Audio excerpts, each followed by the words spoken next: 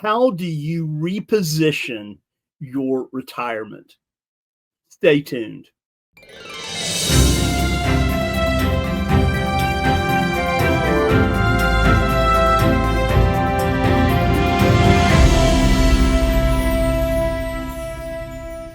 Welcome to this week's edition of Note School TV. We are happy to have you guys. It is a beautiful, warm day out, and as I'm sure it is for all of you.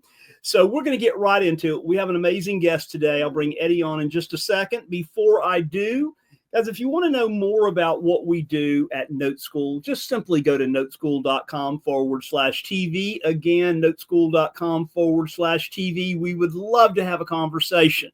And with that, I want to bring on Note School's founder, Chief Visionary Officer, all-around great guy, Mr. Eddie Speed. Good morning. Good morning. It is, wonderful day today. Yeah, well, it's middle of August. I heard you say it was warm, so I suspect most people in the country would say it's warm. Some say it's warmer than others, Joe, in the middle of August. I mean, I'm just saying. Yep. So what the guy in Seattle might say might be different than what the guy in Phoenix might say, right?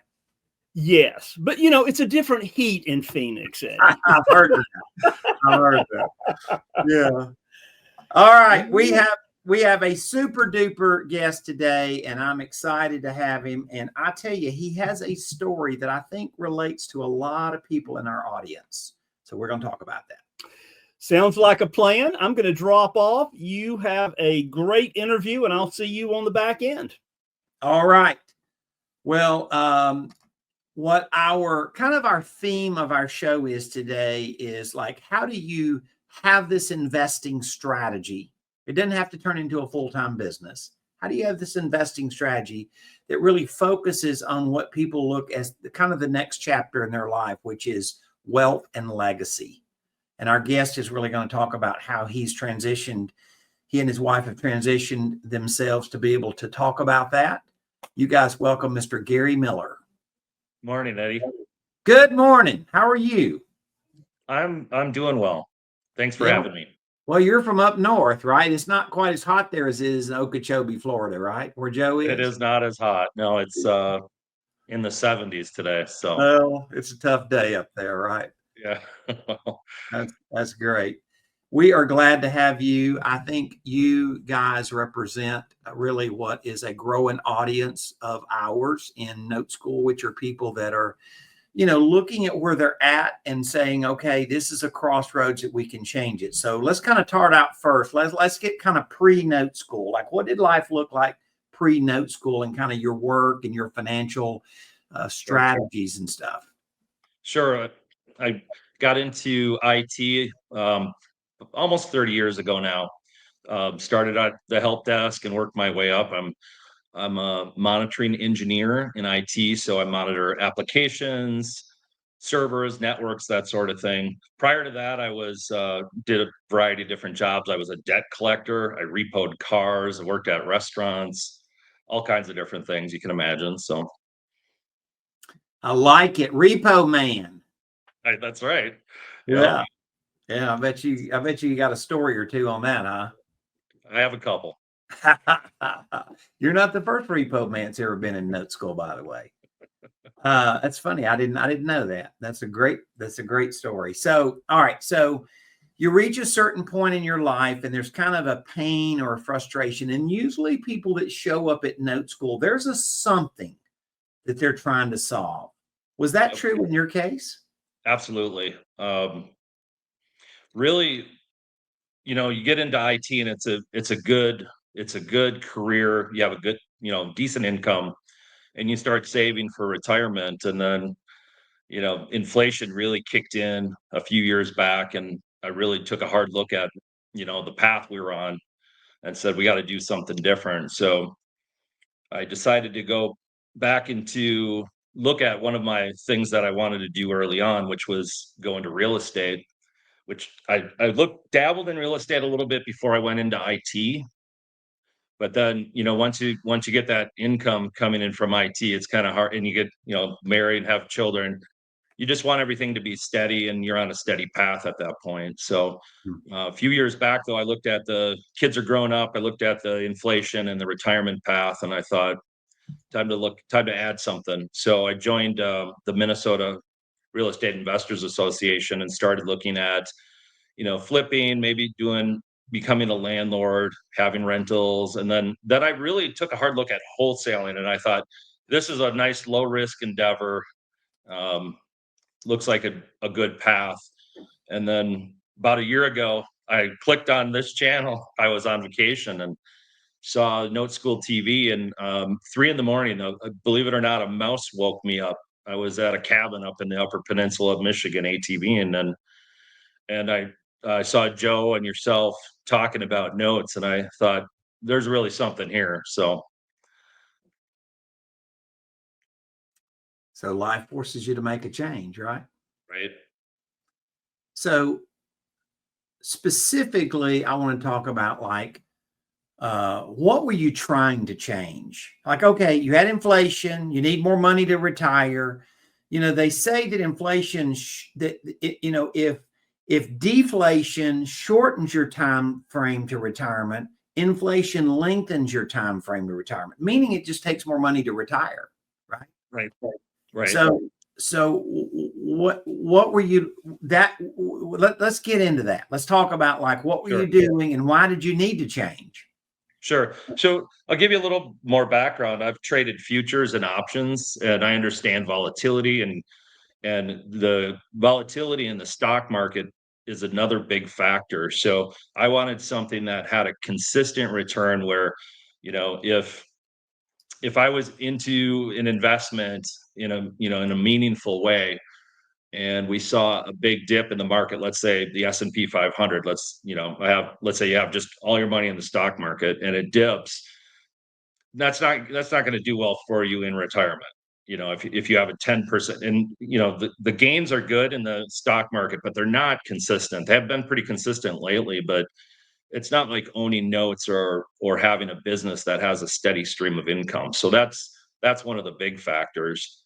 The other thing, I could see that with the due diligence model that you set up and the way you teach your students in Note School, you really have a lot of the benefits of owning bonds and treasury bills.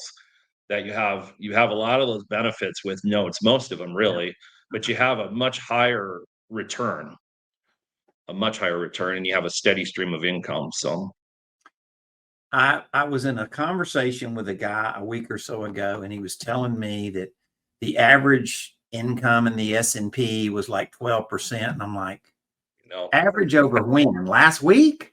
Yeah. Or not the last 20 years. And he goes, no, I think so. And I said, I'm not a stock guy, but I'm pretty sure that math's not right.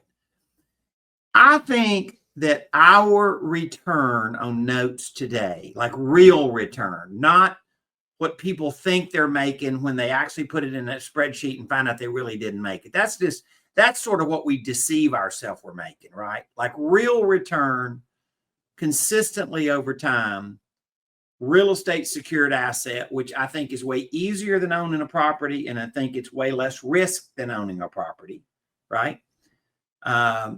And I think that, we say you can earn 2.5 times the income you can on a rental. And I think that, the returns that we have are really good. And I agree with you. It's a long-term investment. People brag about doing a, hard money loan, but they earn their money for 6 months and then they got to go find another deal that was as good as the last deal to go and do it again. Right. Well, that's kind of a job. That's not really an investment. You agree with that? Right. Yep. I totally agree. Love the story about how you refound us on Note School. Shout out to Note School TV for the next guy that does this. Right. Yep. And I really appreciate that. And we have been told that many times. All right, so you move forward. You come hang out with us at a class. Got to have a visit with you and your wife. That was really cool. I remember that very well, by the way. And And then all of a sudden you kind of say, okay, I'm going to plug into this long-term thing where they can help me find notes and help me with some evaluation. And I don't have to go build a business out of it. I have a strategy and a lot of the business that it takes to go build it, you guys help us with. It's kind of outsourcing it, right? Absolutely. What's the first win look like? Bought a note in Bryan, Texas. Pretty nice yield of 13.99. So really happy about that, and it's consistently paid. So, and bought a couple more since then in a self-directed IRA. So good for you. Yep. Now, you know, I say don't get drunk on yield, right? I know. Because not all notes are going to be that high. We do have some notes that are that high, but we're good at helping people get past that, right? Like to really look at how much you're making on investing in notes and not just running percentage numbers, right? Because in your deposit slip at the bank, it's just how much you made, right? The bank didn't ask you what your yield was. Right. And I'm more interested in compounding than the actual yield. So compounding is good to you, buddy. Yep. Yes, sir. Hey, Eddie, if we could back up for a second. Let's do it. A couple of years ago when I was looking at the landlording, I actually drove through a decent neighborhood in Woodbury, Minnesota, and looked at different townhouses, and I looked at all across the different spectrum of different types of rentals you might want to do, and the math just didn't work. When I first looked at doing this a long time ago in the 90s, the math looked a lot better then, and I just couldn't make the math come out no matter what I did. So that is what turned me away from the idea of doing the rentals. The inflation had already hit. The cost of the properties were high, and the rents were low. So I thought, well, this looked like a good business way back when, but the math just doesn't work out. If you already own the property for 10 years, that'd have been different. But well, even if you own the property, it's just they're just not making the money that they were. I'm speaking at 3 different masterminds here next month. Okay. Of these 3 masterminds, the majority of the top 500 house buyers are in those 3 masterminds. Okay. So let's just say it's the big boy club, right? And I have speaking spots at those 3 masterminds addressing the very thing that you just said. So I take 2 scenarios. I take 2018, I take 2025, and I take some national averages, and I do some disclaimers that not every market's the same, but statistically what I'm saying is true, and it is going to be true in every market. You take the same house nationally that would, if you'd have paid cash for it as a rental in 2018, after you calculate all your expenses, taxes, insurance, maintenance, land, management, whatever, you can make 8% on your money every year on your investment. Plus you got appreciation and plus depreciation. That's pretty dang good. That's why people loved rentals, but that was in 2018. 2025, boom, market goes forward. Same house, 4%. Right. So, and these are all guys that are squared away. They know the math. I don't need to like paint with a crayon here, right? They got it. And so this is the market, and this is what people are figuring out. So, and I say that you can make 2.5 times the income on the same house of seller financing it versus renting it, right? So I think we have entered a note cycle, and so let's talk about it. You bought some notes now. You bought a few notes. You're getting income. It's not keeping you up at night. Doesn't take a lot of energy to collect these notes, right? No, because you got them serviced. They're just letting you know the payment come in. Bada bing, bada boom. There you go, right? You're the bank, not a landlord. Exactly. What's life look like? I have to remember to log in and make sure I'm looking at my numbers. So other than that, it's really just looking towards the next deal, really. But the ones that are already set up, they're set.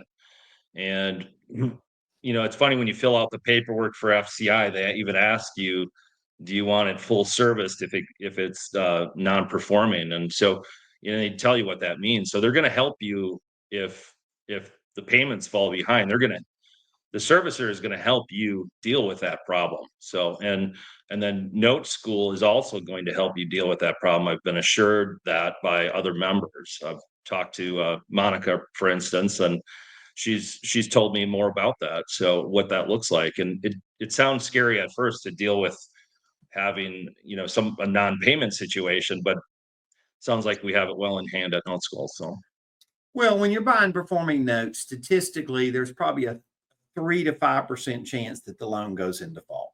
Right. I'm just being honest. It's not zero, but it's probably 10 times less than having a problem with a tenant in the next 6 years. Definitely. You know what I'm saying? Definitely. So it's it's a lot less than that. So I want to really talk about what life looks like moving forward. Now you've got these notes. You're the bank. You've gone from sitting in the stands to now you're on the field, right? Yep. And now and let's go back to why you and your wife did this, which is to change the trajectory of how quickly you can retire, right? Exactly. So I want to now let's roll forward a little bit. I'm not saying you're there yet, but you're certainly on the highway going to the direction you want to go. Definitely. What does that look like? What's the has the conversation changed with you and your wife at this point? Definitely. In fact, we had a conversation over the weekend and kind of drew out some timelines and looked at the whole picture. We both still have 401ks, and now we have self-directed IRA, and then we plan on also purchasing notes through my LLC. And that timeline looks a lot different. It looked like for both of us probably 12 to 15 years before, and now we're more like 5 to 7 years where we can make a decision as to whether we want to keep working or not. She really loves her job. She's a nurse, and but it's hard work. It's a lot. It takes a toll. It's physical job. It's also mental and emotional for her. So, and she's been doing it for a while. And I want to give us both the option of deciding whether we're going to continue to stay with our careers or spend more time with notes. So, I was telling a friend yesterday, he was asking me, hey, what are we going to do when you retire? He's getting excited because I tell him a little bit about what I'm doing, and he wants to go ATVing and go boating and do all these different things. And I said, I don't think I'm going to retire from doing notes because I like it, and it's not a lot of work, and it doesn't take a lot of time. So, but it is fun, and there's some good challenges to it as well. And it's something that's fun to do. So I meet a lot of burnout landlords. I don't meet a lot of people that are burnout note owners. Right. I meet a lot of burnout landlords. Sure. So I think there's something to that. I sit in that bucket, right? I sit in that seat. I can relate to what you're saying because I know that's how it feels, right? So, Sure. What would you say to somebody that's sitting where you were sitting? What would you say to them to think could they ever do this? Is it ever possible? Sure.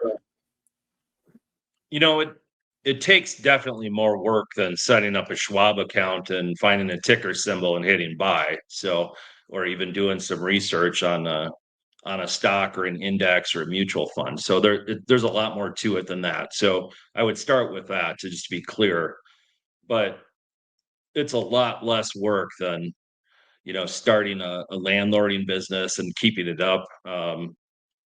It's not as difficult as it seems.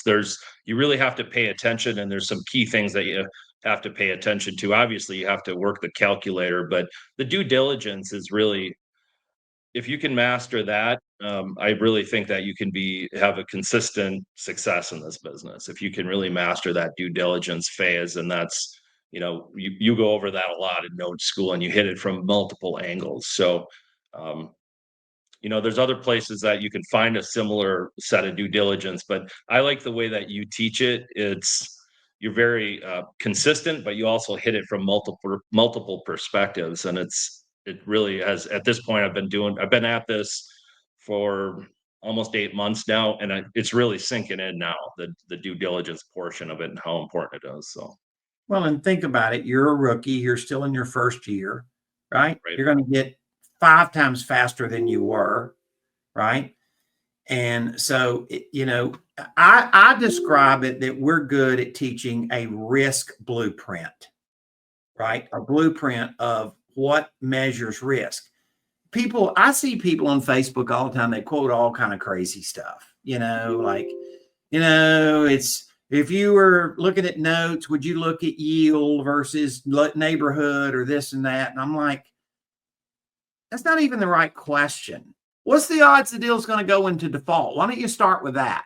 right, Right. So if you're buying right. a super risky deal, and if it's in a hard to foreclose state or all that stuff, then that makes a gigantic difference. If I'm buying a deal that's a very low percentage shot to be a problem, what does it matter where the check comes from? They're going to wire the money to me. The servicer's going to wire the money into me. Doesn't matter what state it come from. You see what I'm saying?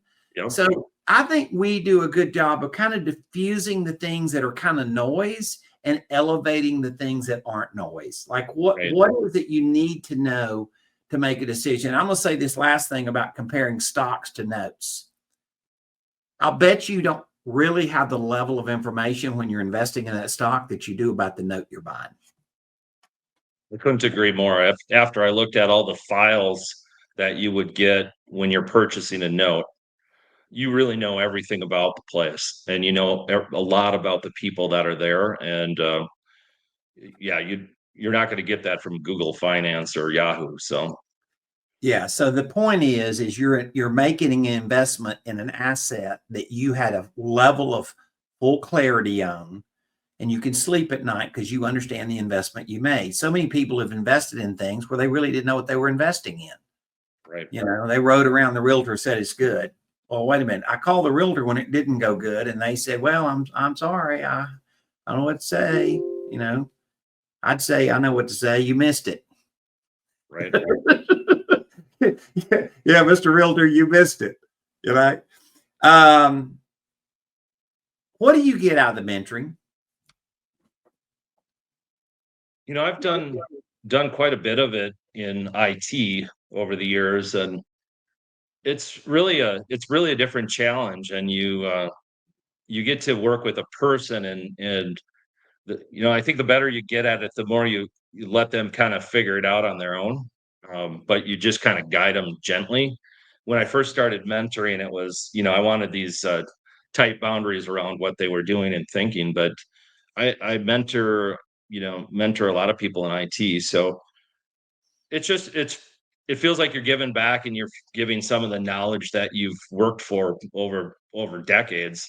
You want to, you're able to impart that to another person that could really use it. So, and it's fun to see how people will take their own spin on what you're telling them, and then go do something new and different with it. But maybe analogous to what you thought, but it's new and different, and it takes a different shape. So that's fun to watch too. So, well, and we, obviously we mentor people and try to focus on the direction that we think this is logical, this isn't as logical, and then all of a sudden help them use their own intelligence and their own creativity to kind of do that. And as you see, we have a really big Gogiver network. So a lot of our other members, add to the equation. You've mentioned that already in the interview, right? So last thing, let's talk about you guys. Why? well, I met my wife probably about 30 years ago, and we basically, we just worked jobs, and we worked hard to get where we are. I met her at a restaurant, my father-in-law's restaurant in St. Paul, and just had to work really hard to get where we are and raise our family. And there's just a lot of life's challenges. And I want us to be able to have a retirement where, or choices where we can travel or, kind of live our lives the way we want to and be free in that sense. Also, made a promise to myself a long time ago that I would do something more than just work a 40-hour a week job. And I'm going to keep that promise. So Good for you. not that that's not an okay thing. It is for most people. And, but I wanted to do something a little bit different. So It's freedom, yep. and freedom sometimes is a number. A part of freedom is a number, and a part of freedom is what you want to go do with the time you now have available, Right. and who you can bless and who you can help and Definitely. what you can go do that is your bucket list or whatever that is. Right. And so I love to see it. Thrilled for you guys. So glad that you became a part of our tribe. You are the story that I want to hear. And that is you joined, you're involved, you're buying assets, you're changing what your conversations look about your future. Those are really important things. Thank you. And I appreciate you, Eddie. Thank you. Joe? Yes, sir. So one of my favorite sayings that we use at Note School, Gary, you do the work once and you get paid for a long time.